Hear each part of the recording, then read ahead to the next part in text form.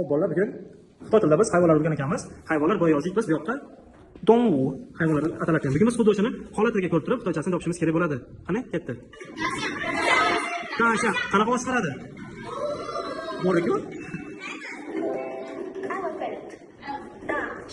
Tasha, to'g'ri. Keyingisi. Shizir, qaysi hayvon? Qanaqa ovoz chiqaradi? Aha. Shizir, yaxshi. Keyingisi. Nima? Panma, aha, panma. Qanaqa ovoz chiqaradi?